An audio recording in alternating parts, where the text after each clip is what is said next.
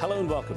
He hit the pop charts at the age of 19, becoming the youngest solo artist in the UK to reach #1, and went on to sell millions of records worldwide. Within a couple of years, he was one of the hottest musicians in the industry and had one hit after another.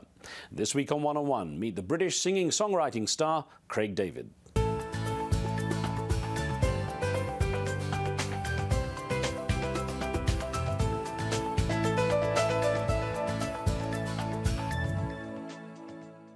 Walking away from the troubles in my life. I'm walking away, oh, to find a better day. I'm walking away from the troubles in my life. I'm walking away, oh, to find a better day.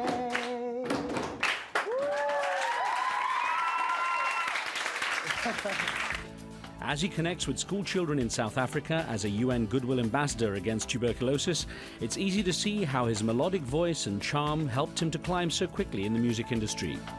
But it was a tough start for Craig David, growing up in a single-parent family in a rough part of the English coastal town of Southampton.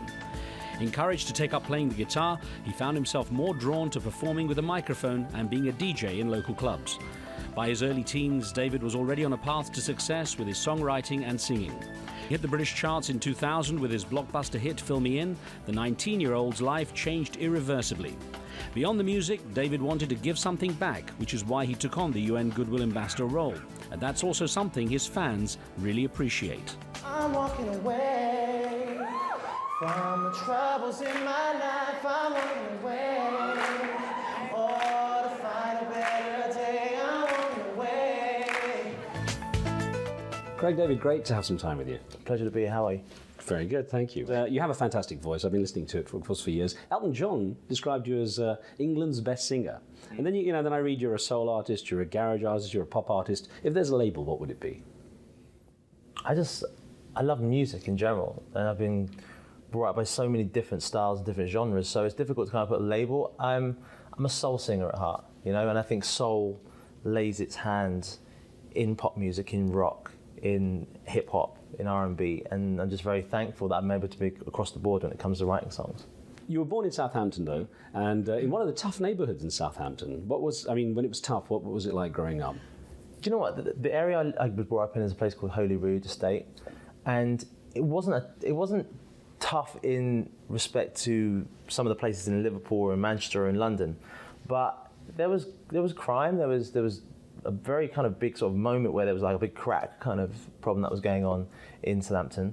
There was a lot of joyriding and just people getting involved in nonsense because there wasn't the resources for people to find something, especially younger people, to find something to do with themselves. So if you weren't playing football in the park, then you were trying to steal a car stereo. And I think for me, music was very much a saviour because I was so passionate about it. I was like spending all my time in my home, in my bedroom, writing songs. So it was interesting to be brought up in a place like that. I was part of a concrete jungle, part of my environment, and I'm a product of that. But my parents were very important in that as well. So with all that peer pressure in your youth, no bad boy moments? No, not really. My father was the kind of person I just didn't want to cross him because, not that he ever would, but if I got in trouble, the fear, just him looking at me the wrong way would bring tears to my eyes. And I would bounce off every single wall of my house if I ever got in trouble. So it was a bit like, I don't need to go there just yet. And I think that's an important part of a father figure is to put that dominant force of you don't want to get in trouble, but will never lay a hand on me. But that's the way it is. He was the one who encouraged you musically as well. He wanted you to play classical guitar, but it didn't really cut it for you, did it? Yeah, he was part of a group called Ebony Rockers that were doing lovers rock, reggae music. You didn't know that until you found an album? No. I found albums in the cupboard. Like my mum brought out a whole record collection when I started becoming a DJ when I was about 13, 14. And a few records were in there, Ebony Rockers, and she was like, oh yeah, this is your dad's group. I was like, I didn't even know I had a group. But he was getting me into play the classical guitar because he was a bass guitarist. But as a 12-year-old going to this guy who's showing me how to play classical guitar, which was okay, but the songs just weren't contemporary. It wasn't what I was hearing on the top 40, and that's all I really cared about. So I think when you're going against the grain musically and you're not passionate about it, it ends up falling by the wayside, which unfortunately it did. But I can still pick up the guitar and play. How was he about that? I mean, of course, you've had a fantastic singing career, but how was he about that at the time? Do you know what? At the time, I use my mum as like a conduit to kind of get to him. I'd always be like, oh, Mum, I'm a bit ill. Can you say something to him? Can you just and just write out kind of something? Can I go like in 2 weeks' time? And then in 2 weeks' time, I knew that the guitar teacher wasn't available for another 2 weeks. It just was perfect, and it just got to the point where it just fell into the grey area and never happened. But because I went into the music side of things with the DJing and singing, I think he was happy either way that I was just doing music. Your parents split when you were 8, didn't they? And then you had a good relationship with both, obviously, but your mother raised you primarily. She had a very interesting background too. She was Jewish with an Orthodox father and a mother who'd converted. Yeah. Did that feature in your life? Do you know what the weird thing about it is that I only kind of really found out that element of it when my grandmother passed away, her mother, and she had the whole rabbi and the service at the synagogue, and it was just like that was a whole new side of things because my dad was Christian, so and I've sort of fallen in the mix of being more spiritual if anything, because I think that all religions are all rooting to the same place and all just have a different view of getting there. But it does seem like a lot of the people that I've met along the way have been, there's a quite big Jewish fraternity of people that seem to have kind of come around, and I think that's when I speak to them, they say, well, yeah, it's a very Jewish thing that people tend to kind of congregate together, even if they haven't necessarily been following that faith.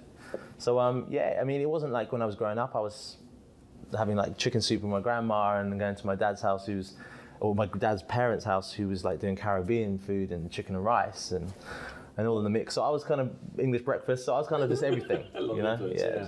What of her characteristics rubbed off on you? She's got very weak wrists, yeah? So when I'm trying to do weights in the gym, that's just not a good look. My dad was just like strong, all good, but I inherited the weak wrists. It's hard, you pick up weights, you're just thinking, Mum, what happened? Do you know what? She did anything and everything to make me feel that I had the same lifestyle as any of my friends growing up as a child. And I think that was one of the most important things, because if the new Mega Drive or computer system had come out, or the game everyone had, she'd go beyond her means. And now knowing in hindsight that she couldn't have afforded that, and it was really stretching her to do that, the respect I have for my mum to allow me to have a lifestyle and buy me my first record deck, which I couldn't really do much with because I was like, well, where's the mixer and the other deck? Because it's hard to mix when you only got one record deck. But anyway, but mums don't know that. They're just like, oh, you wanted the deck, I got you one.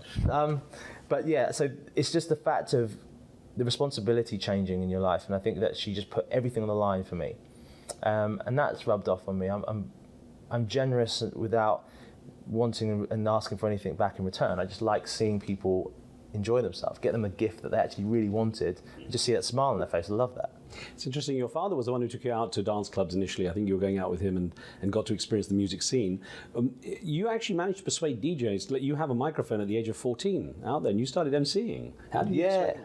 Well, my dad was the chairman of a youth West Indian community centre, and one of the DJs who was playing there as a resident obviously was getting paid through my dad because he was the chairman. So I'd go into the club, and I shouldn't have really been in there because it was like supposed to be over 18s, but hey, I was in there, it was my dad, no one was really saying anything. I just grabbed the microphone, start singing or emceeing on the mic. DJ couldn't really tell me to get off because he's thinking, well, I can't really tell the guy's paying me son to get off the mic. So it was all a bit like, but thankfully he thought I actually was really good, and he sort of took me under his wing and sort of was my chaperone.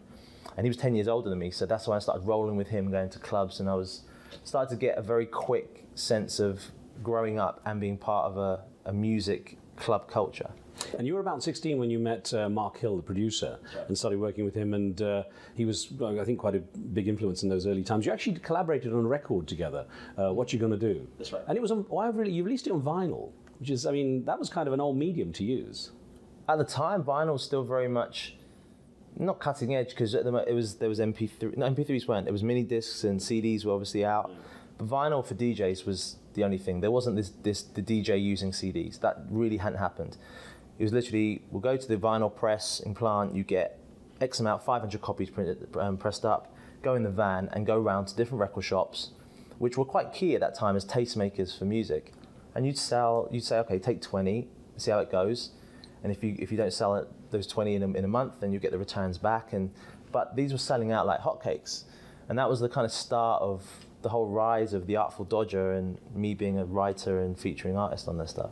How about you? That period was a big learning curve for you, presumably, into what became your career in the music industry. What do you think you got out of that time? I understood the importance of being on the forefront. You have to be, to understand what people are really into and what they're feeling, you have to be the music listener, the music fan, the clubber. You can't be trying to dictate a situation without really understanding it. And I think for me, being a DJ, I could see what was reacting. I could see the songs that maybe weren't well known, but you play them and people will go crazy for them. And you thought, you know what, this is gonna blow up. If it gets play on radio, this will be a big song. So you're the guy who's playing these songs. And there's no different from being an artist. If you're not aware of what's going on a street level, the problem is you just go to radio and hope for the best, or you listen to Top 40 and think, okay, well, this is what people are listening to, but it doesn't necessarily reflect what really is going on. So that time was about being immersed in the culture, and that was the most important thing for me as a kid. And you're obviously a very keen songwriter. You submitted to a contest that the group Damage had organised your track, and they ended up recording it, I'm Ready. Yeah, we did. There was the first song that I'd sort of had a real positive feedback on. Songs before that, I was writing songs I didn't know if people liked, didn't like. My mum loved everything, so that's just what mums do. But I sent this into a competition, which actually she pushed me to do, because I was about to miss the closing date. And she was like, well, if you want to send that song in, put it in an envelope, I'll do the address and send it off for you, but if you don't do it today, it's not going to happen. Sent it in, they loved the song, won the competition, went to record it with the group Damage, who were at the time were this quite a big boy band in the UK. And it ended up being on their #3 hit B-side of Wonderful Tonight, which was the Eric Clapton cover, which took them there. I thought my song, I'm Ready, actually took them to #3 more than Wonderful Tonight, if I'm being honest, but well, slightly biased. I'm slightly probably wrong for what a great song Wonderful Tonight is. But that was the first moment where I was like, wow, maybe this is something I could really do. Well, Craig, I wanted to ask you about when the success really took off in just a moment. We're going to take a short break. More one-on-one with Craig David when we return.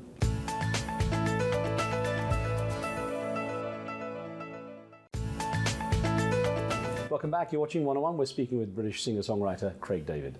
Now, big turning point in your life, of course, the year 2000, Fill Me In became a huge hit. Yeah. The album went multi-platinum. How did you cope with the sudden, rocketing into the limelight? How were you able to cope with the pressure of success? You take it, hit the ground running, take it on the chest and just roll, because a lot of people say maybe it would be better if you had a little bit more time and you were able to kind of just be a kid and just go to college and go to university and then kind of find your feet, or maybe not have sold so many on your first album. I was like, yo, I loved it. I was 18 years old and I'm being told I'm having my first #1. Great. But it was incredible because it was like #1 Fill Me In, #1 7 Days, and then the album went to #1. So. And of course, you're the youngest British male solo artist to achieve that at the time. In what way do you feel your life changed? How did it change you? Do you know what? On one hand, it was quite. I was very easy with it. I could take on, like I said, take on the chest and just roll. I'm very spontaneous in that way, and I just deal with things head on.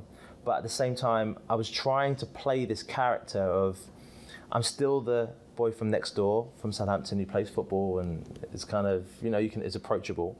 But then on the other side, I'm selling 7 million records, and at the moment I'm the biggest thing in the UK in 2000. It's like you're trying to play this game where I end up using myself and talking about myself in the third person, which people picked up on. I was like, why do you sort of call it? Yeah, so when Craig David does, it's like, why do you talk about yourself like that? I found it was a way to separate myself from not being so front on, but now, for sort of 10 years on, I'm able to embrace that, you know what, I am me. I'm both the people, so you have to be one. The Queen says we, so you could start using we if you want. I might throw my hand up, do a little wave, little Queen little sign as well. Now, I remember getting my copy of Born to Do It, which was a massive hit, and thinking, how's he going to follow up with this, with this huge hit? And you did, with Slicker Than Your Average. Yeah. What was life like between those two when the pressure was on for you to deliver something as good? The pressure was that people, on one hand, I had people saying, let's do Born to Do It Part 2. Sort of an obvious one to do. Let's do an album of similar songs, similar styles, same producer. I was on the other hand saying, you know what, to keep yourself fresh, you have to do something different. To eclipse Born to Do It with the same album won't happen. I'll never write another Walking Away, but I can write a brand new song, be it Rise and Fall. And it ended up being that the new album took a totally different venture. Some loved, some didn't. But 3.5 million people did like it, which for me was like an amazing success to think, wow, we've got another hit album. Again, I'm 19 years old with this new hit album. So it was an amazing transition from kid who's in his council flat in Southampton to now living in London and living the dream and playing in arenas. I have to say, I remember when you mentioned Rise and Fall, and I remember listening to that song, the duet you did with Sting, and thinking, listening to the lyrics, I mean, it's deep stuff about adjustment. Yeah. And I wondered if there was for you a price to pay for the fame. I think there always is. There's like, you trade in a part of you which is always been kind of kept very secret and say to the world, you know what, I want to try and keep the secret, but at the same time everyone wants to know about it. So you can never really have a complete private life. And I think that was the real trade. It was to say, you know what, you're going to have to fully embrace this, because everything I do could possibly put myself in a compromising situation. From everything. From you stumbling out of a club, for you being put into a situation which could be deemed as something very different and misconstrued as something different when it's not.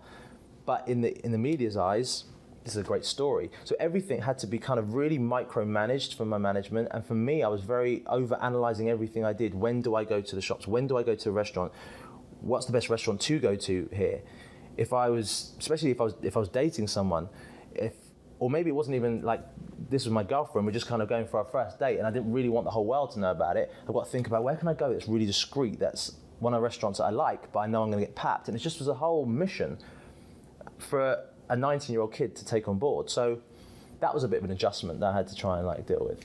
It's interesting, you know, for myself, living between America and Britain, having been raised in Britain, what I find now, looking back on it, a lot of Brits say, well, we like success for a while, then when someone gets too big, we like to knock them down. Was there any feeling of that? In the UK especially, we have a tendency of, if you get too successful, we have to just take you down a couple of pegs. Okay, that's just a British mentality of we don't really like to see too much success. It's very different, I think, in the States. They embrace success. So yes, there was a moment of, wow, this guy's having a bit too much success, let's bring him back. But ultimately, you're always 3.5 minutes away from having your response, which is a song. It was never really having interviews and being like, oh, but I think this, and this is what. One song, that's all it takes. How have you matured in this journey, this huge hit of a journey? I think most importantly, I understand myself now. I'm at one with myself. I know who I am, what I want to do, where I'm going. I don't know what the future holds for me, because I do believe it's very much a case of sliding doors and your life can be turned upside down at any minute. But you try to lead a lifestyle when you know who you are and what you're about that fits with your personality. So for me, having a place now in London and in Miami and studios in both, and being involved with different organizations along the way is fulfilling for me. It makes me feel whole. I'll get on to some of the work you've done with tuberculosis in a second. Let me ask you about influences, though, and how those have changed. Who influenced you musically, and how has that also changed? I was brought up on Michael Jackson, on Stevie Wonder, on Terence Trent D'Arby was a very big influence. My mum was a massive fan of him. And actually, for a moment, a little bit of the Osmonds, and Donny Osmond, especially with Puppy Love and that whole thing, because my mum was a big fan of him. So I think there was like a real pop, R&B, soul crossover thing that was going on. And my dad with his reggae and dancehall. So I was just loving it. I was like being immersed in all this great music. You've become a Goodwill Ambassador for the United Nations World Health Organization's fight against tuberculosis. Yeah. What drew you to that in particular? Firstly, I met Luis Figo, who I'd met actually prior in a few football matches that we'd met, and we became friends. And I got invited to go to Geneva, where he was holding a charity dinner talking about tuberculosis, and at the same time there was a football match that was going on as well. And he sat me down and just said it was something that would be great to get involved with. And to be honest, I didn't know that much about tuberculosis, which is the problem. So I can be the first person to put my hand up and say, I'm one of those people who didn't know much about it, but I know so much more about it now. I then got in touch with the World Health Organization and the Stop TB Partnership, who were actually there at the Geneva dinner. And through that, it allowed me to have the opportunity to go out to South Africa and to meet patients who are suffering with tuberculosis, to meet the people who are working in the communities and the people who are in the research centres looking for different ways to reduce the times of the medication that people receive if they're diagnosed, and to diagnose people. And then I said, you know what, having seen that, I'd love to be more part of this. So I became a Goodwill Ambassador. Well, taking you back to Southampton, you're a big success story from there, and the University of Southampton gave you an honorary degree of Doctor of Music for your contribution. Does that mean I have to call you Dr. David now, by the way? I can officially be called Dr. David. It's like one of those things where I say it to my friends and they're like, come on. I go, no. I can get a card printed up if you want with my name, Dr. David, official, no joke. Hold on to that. Call me Dr. David from now on. Sounds a little bit far-fetched, but I can. Wait till you get the knighthood. When I get the knighthood, I'll be using the sir, don't you worry. I'll be embracing sir. But to actually be honoured in that respect from Southampton University was incredible. A whole speech for half an hour on me talking about my contribution to music. I mean, yeah, I may not be able to kind of, if you have cardiac arrest, I might not be able to really know what I'm doing, but I can soothe you with a few melodies if you've got a broken heart, you know what I mean? Now, you're a big fan of Southampton Football Club too, as well. Did you get time to go and see any of the matches? I know you wear the jersey from time to time. Yeah, if I'm being honest, I haven't really haven't had time to go and see the games. When people say, oh yeah, he says he comes to the games, I've never seen him there. But they're my home team, but I live in London, and if I can see a Chelsea game or see an Arsenal game, yeah, it's great football. Not get it twisted. I ain't gonna lie. But my home team is Southampton. That's who I support. I'm sure they appreciate the loyalty. Yeah. How would you like to be remembered? I mean, your song's going to be there, of course, but what would you like your legacy to be? I'd like it to be seen as a boy who came from a very small city in the south of England called Southampton. And I want to say, look, I want to be one of those people that was from this small city, from a council estate, or the projects, as they'll say in America. And I was able to go and stay focused with my family bringing me up in a way that I really respect and cherish, because I think that if I didn't have the family values and morals that was instilled in me, regardless of my parents breaking up, I could have gone off the tracks and got into all kind of mayhem. Music was a real saviour. I was so passionate about it. And everything I did, because I loved it so much, it started to come to fruition. So I'd love people just to see that you can come from a very humble, small background, and you can make that impact. And anyone can do that if you follow your dream, if not. And you have to be passionate. Don't talk it, walk the walk. Greg David, more power to you. Thank you very much. Pleasure. Thank you, my friend. Thank you.